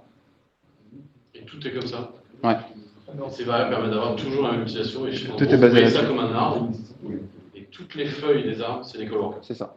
Et donc ça veut dire qu'en gros, on a toujours la même méthode pour orchestrer l'ensemble des actions qui sont faites par le microservice. C'est toujours, on on demande une information, on attend le retour, on prend une décision avec le retour qu'on nous a. Vous savez que ton microservice, il est toujours à l'écoute sur la file qui lui correspond. C'est ça. Et il C'est ça qui reproduit lui sur la permet file de des faire autres. C'est ça. Et ainsi de suite. Parce que dans le message, Ton voilà. microservice, il n'est pas appelé, en fait, il est juste à l'écoute d'un message. Il reproduit le Tout ça message. est invité en SFR en 2008. C'est ça. Donc voilà, donc c'était un peu le résumé. Et du coup, pour en revenir à la commande de... Et juste la persistance de ta donnée, Ouais. le Couchbase, je me souviens plus de à quel niveau Le Couchbase, il est juste au niveau du microservice order, et pas à ce niveau-là. Oui, c'est pas ça. Ouais, il y a des commandes. Là, c'est Postgre qui stocke. Ta persistance, ça se fait quand même au niveau de tes microservices. Ouais, Dans certains au niveau cas, d'order, parce qu'on n'a pas le choix, on ne va pas laisser le Camunda gérer les orders. T'as un statut logique de la commande qui est mis à jour dans l'order repo, donc Couchbase, et t'as un statut technique finalement de la commande qui est mis à jour dans le SQL du Camunda. C'est ça. Et après, il y a Et plein de évidemment, tu te commandes. débrouilles pour que les deux soient synchronisés. Et donc là, si on veut retrouver... Parce que tu veux pas jouer ta commande dans la... Ce qu'on fait, c'est que il n'est pas complet. Ah, c'est ça. Ce qu'on fait, c'est qu'on définit à chaque fois ce qu'on appelle une business key qui nous permet d'identifier la commande de manière unique. Il est coupé, non? Non. Oui, c'est juste que le champ est un peu. Ah oui, d'accord. Et donc, du coup, si on fait ça, bah yes, on ne retrouve pas la commande. Et je pense que c'est parce que t'as plein d'espaces derrière le. Il y a un espace, hein? Non, je J'ai crois pas. l'impression qu'il y a des espaces à la fin aussi. Ah non, non. Non, mais je pense que soit c'est pas le bon ID, soit c'est pas la bonne version de Workflow puisqu'ils ont mappé récemment. Tac. Ah, voilà. Ah, il était sur une version. Et là, on a la fameuse commande qu'on La vraie cherchait. commande de monsieur de Donc elle a fait toutes ces étapes-là, tout le workflow logistique. Elle a fait aussi le workflow de collecte. Ok. Et là, on attend juste que le TMS fonctionne. En fait, pour de vrai, je pense qu'elle est livrée. Elle est censée être livrée? Peut-être que le TMS n'a Ouais. pas notifié qu'il l'a eu. Ah oui, c'est ça. Exactement. C'est le. Avec la- Ou le livreur est en train de prendre un café. Là, en fait, on attend que le TMS nous dise elle est où la commande. Parce qu'en fait, eux, ils l'ont pris en charge, on sait qu'ils l'ont pris en charge, on attend qu'ils nous disent, bah, en fait, on l'a livré, c'est bon. Donc voilà. Ouais, transporteur. Donc, C'est vous voyez, les Transport camions, Management il y aura System. des Star Service. Là, voilà, c'est ça. C'est tous ces prestataires qui font le dernier kilomètre, et là, en l'occurrence, c'est Star Service qui est prestataire. Donc, Et donc voilà, donc la commande, elle a bien fait tout son truc. Dans les briques logicielles, tu as l'OMS qui gère la commande, le WMS qui est ce qu'on appelle Warehouse Warehouse Management Management System. System, qui est la partie entrepôt, et le TMS, Transport Management System, qui est l'outil de gestion de transport. Donc normalement, c'est lui qui fait tes tournées de camions et tout ça. C'est ça. Ça, eux, leur moyen de notifier la commande a bien été livrée, c'est encore un peu pour ça qu'on le développe. Ouais, c'est ça, et quand il vit sur son c'est ça. truc, en arrivant chez toi, Et on a juste un endpoint REST qui nous, ça, en l'occurrence, qui nous c'est informe. une start-up belge qui s'appelle Urbans. Ouais, et qui sont tellement pas doués en plus. On s'est dit, oh là là, une start-up, regardez, il y a même un swagger, ça va marcher. Ah non, désolé, on a fait un cas spécifique pour Carrefour, il n'y a pas encore de documentation. Bon, bah, ouais, ce sera comme les autres. Le classique. Donc voilà pour ça, et juste pour finir, les différentes perspectives un peu qui vont arriver sur le projet Carrefour à venir. Donc déjà, il y a eu toute une partie de dockerisation des microservices, etc. Avec une volonté via Kubernetes de faire des environnements éphémères. D'accord ? C'est encore en cours, c'est pas tout à fait au point, mais ça va arriver à un moment donné. Parce qu'en gros, globalement, les mecs qui l'ont fait voulaient le faire, du coup, ils l'ont fait un peu en off, sans que Carrefour leur donne le temps de le faire. Sérieux. Ça faisait partie de la phase de stabilisation et d'industrialisation. Oui, mais ça, c'est ça sur les slides, en vrai. C'est ça, mais en vrai, ils l'ont fait complètement sous. Voilà, donc il s'est arrivé un truc qui marche, mais qui n'est pas forcément optimal. On a fait ça. Et en plus, il faut qu'ils demandent des quotas à ceux qui gèrent tout ça, et donc c'est compliqué. Mais on y arrive doucement, mais sûrement. Le décommissionnement VLEC, on en a parlé avant, c'est le fait d'enlever toute la partie VLEC et de remplacer ses responsabilités, une partie via OneBasket et une autre par l'OMS. La marketplace qui va bientôt être mise en prod, ça c'est bientôt fini. Et suite au décommissionnement de VLEC, récupérer le drive et décommissionner Métis. Je pense que je voulais mettre décommissionner Métis plutôt. Parce que dans un premier temps, en fait, on va reprendre le drive, mais comme ce qu'on faisait au début avec AirMod, à savoir on va faire passe-plat. Et ensuite, on va reprendre toute la logistique du drive. D'accord ? Et voilà. Et petit mot de la fin, juste pour remercier toute l'équipe Carrefour, parce que c'est pas forcément évident, on a WeWork, etc. Et il y a toujours une bonne ambiance et tout, donc c'est cool. Voilà. Et si vous avez des questions, j'ai une question. Vas-y. Honnêtement, c'est pas, d'un point de vue boulot de tous les jours, c'est pas un peu l'enfer de faire ça, de faire des workflows comme ça. Vous aimez votre boulot au jour le jour? En fait, les deux sur un fond tout jaune, c'est comment? C'est pas la question que Non. En fait, concrètement. De mon point de vue, moi, jamais j'aimerais faire ça. Oui, en fait, ce que tu vois pas, c'est que tu vois juste la partie modélisation, mais derrière, tu as beaucoup de code. Chaque petite brique, au final, et chaque microservice va faire un bien précis. Ils sont pas sur Paint toute la journée en train de décider de workflow. Oui, parce que tu fais pas le workflow et tu dis, tu fais ta tambouille tout seul. Il faut que tu fasses ce que fait derrière chacune de tes briques, en fait. Si tu veux, François, je peux faire ah non, vas-y. Vas-y, Adam. François, François, il pose une question, il veut pas la Il y a Adrien qui veut prendre la parole. on me parle, vous allez rigoler, moi je vais Adrien a un témoignage intéressant. Si tu veux, en fait, on faisait énormément de BPMN au début du projet. Maintenant, il y a plus ou moins tous les BPMN qui Oui, mais en plus, le tourne en fait, c'est ça. on Ouais, on modifie réutilise. de temps en C'est ça. temps, on en crée de nouveaux très rarement, Ok. mais ça reste exceptionnel. En fait, ce n'est qu'un microservice, et tous ceux qui gravitent autour, c'est le même périmètre ou type d'interaction, de produit d'implémentation que l'ensemble des microservices a l'habitude de faire. D'accord, ok.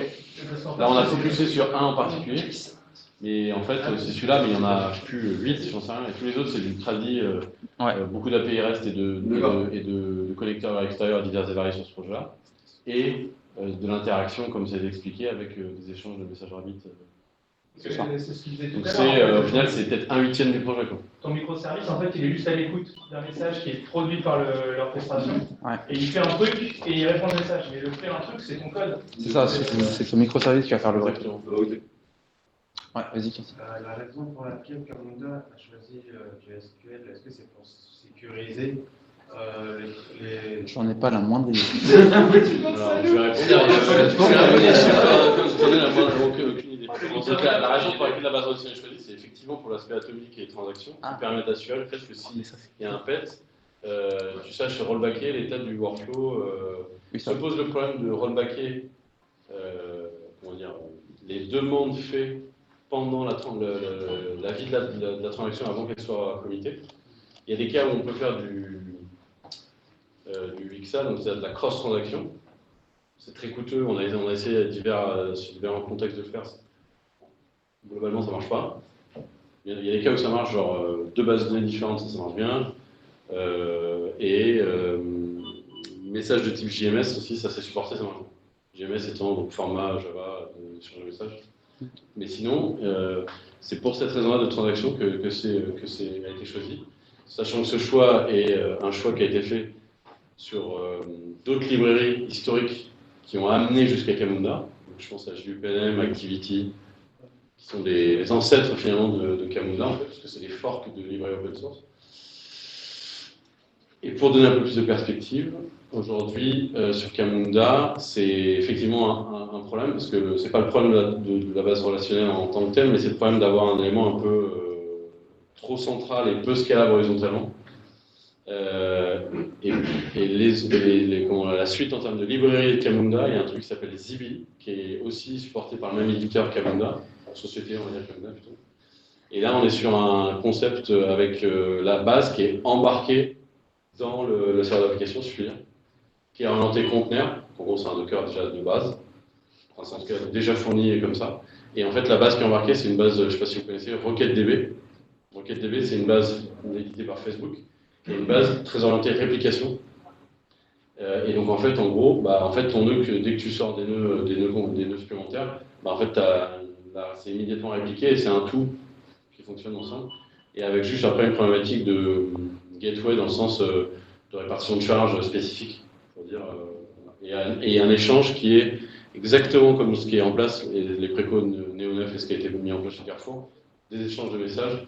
Et pour être très précis, c'est du gRPC, donc c'est du Google, un format spécifique de Google, qui est quasiment ISO, enfin, qui s'approche de HTTP2. Donc ça, c'est l'avenir.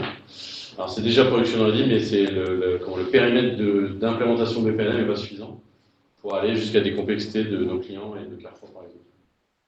Donc ça, prochaine présentation dans le C4.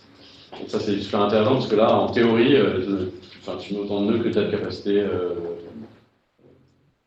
machine ou virtuelle, globalement machine. Voilà. Vas-y. C'est ça le.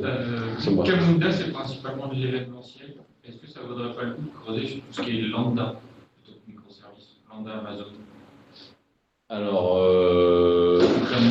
on a déjà fait un peu de lambda, mais les grosses problèmes qu'on a avec lambda, c'est la gestion du code base de lambda, c'est juste un enfer. Et du coup, on n'a jamais creusé dans ce sens-là. Donc, en l'occurrence, on l'a fait. Ça veut dire que c'est sur Amazon, quoi. Comment l'équivalent Google. Voilà. Donc, et puis aujourd'hui, c'est un peu limitant en termes de ce que tu as ensuite capacité de faire. Mais tu n'as pas le time des microservices. Tu ne payes pas les microservices, tu payes vraiment quand ça bouge. Oui, effectivement, mais bon, aujourd'hui, on n'a pas. Ouais, voilà, on a quand même. Je sais pas, il y a peut-être un microservice qui va rien faire. Alors, en l'occurrence, quand tu as 50 000 commandes par jour, il y a tout qui bouge. Même la nuit. Parce que justement, comme tu es en événementiel, tu n'es pas en batch, tu n'as pas ce phénomène de ça bouge quasiment à la limite, il ne passe rien pendant 5 heures, et puis d'un coup, il y a un peu ça avec le cutoff.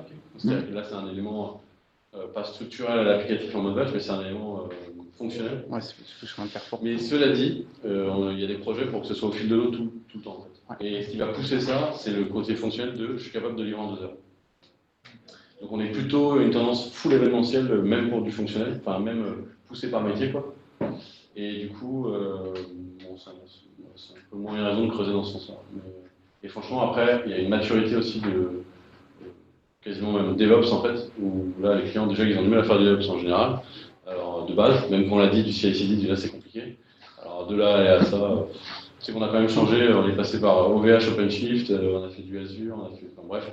Et c'est du Azure en mode, comment dire, je ne sais plus le terme quand on migre d'un truc à un autre, là c'est lift and shift, merci. C'est quasiment du lift and shift. C'est-à-dire, tu utilises ça comme un data center traditionnel, tu as juste du VMware. Donc, on est encore loin du service manager et encore plus loin d'avoir quasiment du serverless, quoi. Il faut qu'on ait encore du travail aussi. Non, ça sera, pourquoi pas, ça sera réfléchir. Alors, cela dit, s'il y a un cas d'usage, c'est on pousse des trucs on s'appuie sur les services managés des storage et on veut pouvoir pousser l'événement dans notre broker spécifique. Et là, effectivement, on a en tête de mettre des, alors, je ne sais plus comment ça s'appelle sur GCP, ou sur Azure plutôt, mais un scripting, quoi, peu importe, en tout cas, qui est supporté par la plateforme cloud, pour dire, émets-moi un message dans tel fil pour me dire, ah, j'ai un nouveau fichier qui vient d'arriver. Ça doit partir à ça. Je parle de blob Azure aussi, derrière, qui font pas mal de FTP et de fichiers. Je parle des blogs Azure. Je parle des blobs Azure, oui, tout à fait. Donc voilà, ça c'est un cas d'usage. Donc il évite effectivement de faire un microservice qui, puisque je n'ai pas trop de cas, en gros, comment dire, qui poule un peu tout le temps le storage pour ensuite transformer ça en événement. Mais bon, c'est pas en place parce qu'il y a des problèmes de sécurité jusqu'à fond, tu comprends, c'est la NASA. C'est la deuxième partie. Surtout à Carrefour. Bref. Yes. Je te laisse répondre dessus. D'autres questions? Oui. Et du coup, dans un contexte de Carrefour, est-ce que vous avez contribué à Camunda ou est-ce que vous avez envisagé les donations pour participer au monde open source Honnêtement, non. Après, par contre, ce qu'il faut savoir, c'est qu'il y a quand même une version Enterprise de Camunda qui offre notamment des outils de monitoring par rapport au workflow. Pour ça, on a bataillé pour que Carrefour l'ait, mais ils ne veulent pas. C'est trop cher, apparemment. Mais ça a l'air de ressortir en fait. Donc ils vont peut-être, donc ça va peut-être revenir sur le devant de la scène. En fait, on est plus sur, alors c'est open source, hein, mais c'est plus une version community et une communauté. Il y a peu d'apports. C'est très encadré par le Camunda. Il n'y a pas des contributeurs. Non, il y en a un peu, mais c'est très tenu parce que derrière pour eux c'est un outil qui est finalement leur revenu d'entreprise, quoi. Parce qu'ils vendent un support aussi. Un peu comme Nexus. C'est un peu ça, comme Nexus, comme je sais pas, comme Elastic, enfin, au final c'est pas un open source. Voilà, on est plus dans ce cadre-là. Même si effectivement il est édité sous une licence, je ne sais plus laquelle, mais MIT, genre un 2, je ne sais plus lequel, mais une qui est en théorie open source. Donc tu pourrais quand même le forquer et faire ton truc. Mais l'apport de la communauté est assez faible. L'idée du nombre de lignes de code dans Carrefour. Globalement? Ouais, à la bouche. Bah, on pourra regarder le sonar, il y a un sonar, on pourra regarder, mais... Non, mais versus le nombre de VPN, il y a 38... Ah, dans l'orchestrateur, tu veux dire? Ah, je parle juste le cœur... Oui, il y a 38... Combien de lignes de code en Java versus VPN, tu vois, un truc comme ça? Ah oui, il n'y a que dalle. Qu'est-ce qu'ils ont foutu? Parce qu'en fait, le seul Java, comme l'a dit tout à l'heure Hassan, le seul Java qu'il y a, c'est le call worker, en fait. C'est juste le truc qui dit, en gros, je prends des variables de workflow qui me disent c'est quoi la file où j'ai mis un message, c'est quoi le payload de mon message, et le dernier paramètre, c'est la stratégie de réessai. Donc, si tout va bien, tu t'en fous de ça. Vous l'avez décidé parce que c'est des standards Camunda et c'est comme ça que... Ah non, pas du tout. Les standards Camunda, il y a un nœud particulier qui s'appelle j'envoie un message, mais qui ne nous satisfaisait pas parce que déjà, on ne pouvait pas utiliser Spring tel quel. Il y avait différentes contraintes. Il y a celle-ci, il y avait la stratégie de réessai qui proposait, il y en a une qui existe, mais en gros, il n'y a pas de. C'est linéaire, genre essai 1, et à chaque fois j'attends un certain temps. Nous, on voulait un truc un peu, comme il y a beaucoup souvent, qui peut être exponentiel, ou peu importe, mais tu choisis ton back-off et ce que tu as de stratégie. Donc, ça, c'est la deuxième raison. Et la troisième raison, je sais qu'il y en a trois, parce que je sais que je l'ai mis dans les slides. Vous êtes pas parti sur ça tout de suite? C'est après avoir un peu... Là, pour le coup... C'est vrai qu'on le représente partout. Alors, du coup, ce que disait Cyril, voilà, sur la partie workflow, d'accord, on a un peu ici... Dès le départ, c'est forcément... On a les BPMN en ressources ici, et puis on a toute la partie Java qui gère des éléments spécifiques de BPMN ici. Même chose ici. On a quelques contrôleurs et quelques services parce qu'en fait, lorsqu'on alimente nos BPMN avec des informations, typiquement le message et la queue, on a besoin de les récupérer quelque part. Donc on définit des services spécifiques pour la tâche métier que veut faire notre call worker. À partir de là, on récupère les informations qu'il faut. Tu vois, si on prend n'importe quel service, par exemple le finance process ici, alors celui-là, c'est pas nous qui l'avons fait, mais globalement, il y a des interactions directement avec la librairie parfois pour faire une tâche donnée. Ici, on récupère un truc un peu plus équivoque. Alors, attends, voyons voir celui-là. Celui-là, pareil. Alors, c'est pas grave. On va essayer de prendre un autre truc dans la partie logistique plutôt. À savoir ici, service. Et des services qui sont. Mais si par exemple on prend l'affectation, d'accord? Si j'arrive.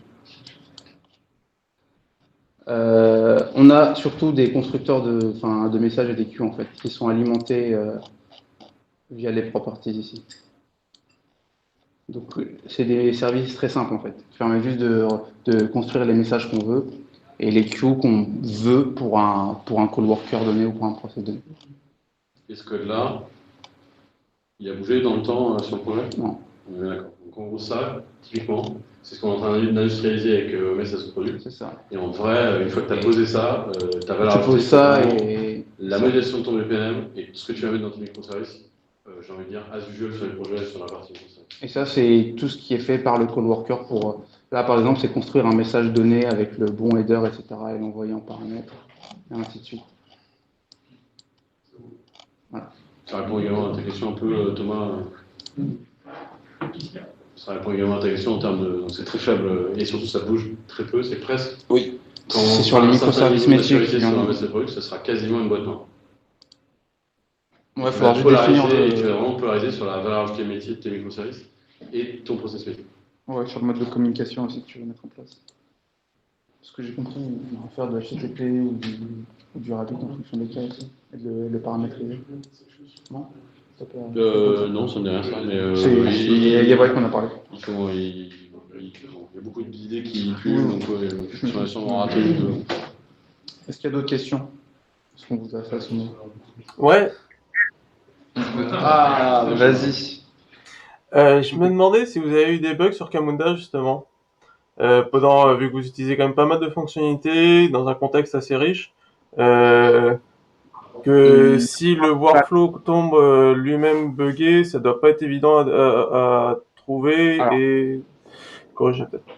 Alors, la seule vraie problématique qu'on a rencontrée, et qui est palliée par l'architecture qu'on a mis en place de Retry, c'est que, comme on utilise Rabbit, d'accord, l'interaction entre le moment où on demande une information à un microservice et le moment où on la réceptionne est trop rapide pour que Camunda ait le temps de persister son nouvel état, en fait. Est-ce que vous avez compris? Alors, en fait, je peux vous expliquer avec le schéma, ce sera plus simple. Juste pendant qu'ils montent, juste avant ça, on a eu un autre problème sur notre projet qui est April, qui est qu'il y a un mode un peu batch pour optimiser un peu la manière dont on interagit avec la base de données. Chez April, ils se sont dit, tiens, on va utiliser SQL Server Microsoft pour faire ça. Donc c'est déconseillé par l'éditeur, mais c'est pas grave, on l'a déconseillé aussi, mais ils l'ont fait quand même. Mais du coup, forcément, on a fait un bug sur le batch qui ne marchait pas, donc on a désactivé ce truc-là. Bon, il s'avérait qu'il n'y avait pas d'enjeu de performance sur ce compte, sur ce produit April Marketplace. Mais du coup, voilà, clairement, le truc, il n'y avait plus rien qui marchait. Et donc là, on était comme des cons, il y a eu du support quand même, et le correctif arrive bientôt, et on l'aura eu immédiatement si on avait eu le support entreprise. Ouais. Bon, la bonne nouvelle, c'est qu'on va migrer de. On va migrer de serveur de base de données sur April. Ah oui, exactement, c'est vrai. Enfin, il y a un projet, donc ça arrive. Et donc, du coup, pour expliquer la problématique dont je parlais avant, là, en fait, pour chaque business transaction, on va construire un message, on va l'envoyer au microservice, on se met ensuite en attente de la réponse.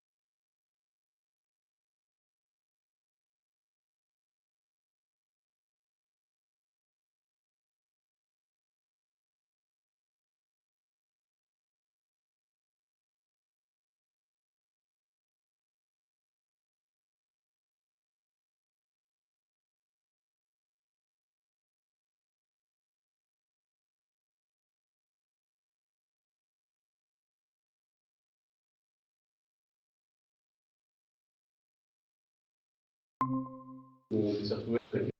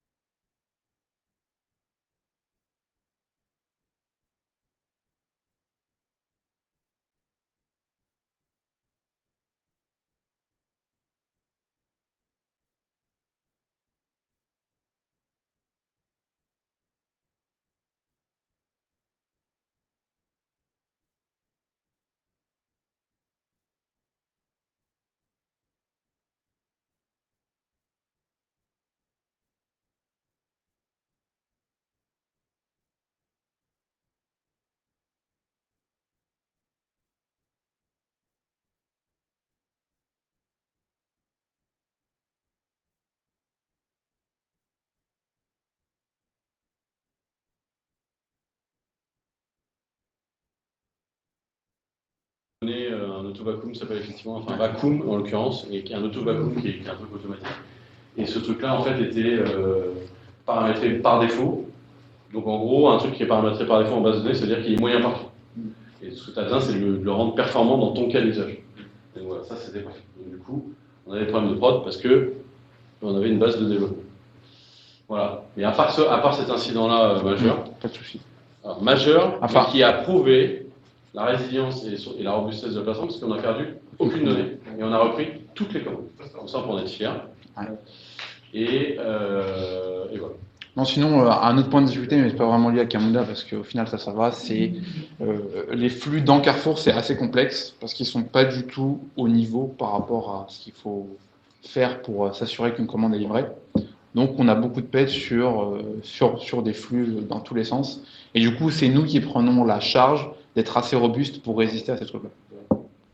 Mais c'est une contrainte du projet, quoi. Et voilà. c'est une contrainte en général, des OMS en général. Mais franchement, à Carrefour, c'est quand même très Leclerc violent. sera le cas, par exemple. Leclerc, ça l'est un petit peu sur Agnel, avec surtout le prestataire de paiement. Principalement. Enfin voilà, donc, et donc ça le sera aussi, on l'imagine, sur Leclerc, entre le prestataire de logistique. Voilà, donc c'est important aussi, au-delà de l'orchestration, de savoir mettre un système où tu es capable de faire de la reprise, de te protéger des erreurs. Vraiment, la résilience, c'est hyper important. La robustesse, c'est important. Ouais, Cartier. Est-ce que Camunda va supprimer les process en fait, À partir du moment où ils arrivent à la gateway de sortie, ils sont supprimés. Après, il y a un système d'historique qui permet de garder des informations, mais ça, tu peux le paramétrer en fonction de ce que tu veux garder. Tu peux ne pas le mettre tout court. Tu peux mettre en full, tu peux mettre tu peux mettre différents niveaux d'historique. Donc ça dépend de ce que tu veux faire. Vous avez que un certain niveau de data dans la base de données, sinon. Oui, Exactement. c'est ça. C'est ça. Tu peux mettre un niveau audit, un niveau full, un niveau. Et au niveau de Couchbase, on a un système qui, justement, via le scheduler, qui permet de supprimer toutes les commandes, d'attendre plus de 3 mois si elles sont traitées. Qui est désactivé actuellement en prod, mais ça c'est leur problème. Là-dessus De dernière nouvelle que j'ai eu, mais ok. on n'en a pas reparlé. Je sais pas, ok. Là, on se fait combien de temps qu'il est? Oui, c'est avril, donc ça va faire bientôt, ça fait 10 mois, on a 10 mois de commande. Et tu parles quoi dans l'order Dans l'époque, il est censé être une base de commandes éphémères. Enfin, éphémères, en cours. Bah non, Et alors qu'ils ont un data lake dans lequel il y a toutes les commandes de tous les magasins. Vu comme égal, service client, il n'est pas branché dans le data lake, mais il est branché sur l'order et Ça tout. fait partie des raisons pour lesquelles exactement on a besoin C'est ça. Les commandes il y a 6 mois, ils s'en foutent. Non, bah oui et non, Ah, on non, a non. besoin de voir un truc avec. Il y a encore des gens qui se plaignent. Comme c'est des gens qui se plaignent de certains trucs et du coup. Yeah. Ah bon? Ouais, ça arrive. Et puis dès que tu es sur du CLCD où t'as pas forcément l'alimentaire mais t'as d'autres trucs, Ah oui, donc ça c'est. là t'as besoin de garder ta commande. Mm. Et avec Il y a de trucs rares finales, cas tu vas avoir il y des a trucs des rares avec cas de l'alimentaire, ta marketplace, des vêtements. Ouais, ça je fais pas. Ça, genre, t'as acheté des piles, il y a du SAV sur les piles. Est-ce qu'il y a d'autres questions? Ou vous en avez marre? Je crois que vous avez marre. Bon, ouais, c'est bon. Alors, merci à tous de votre écoute.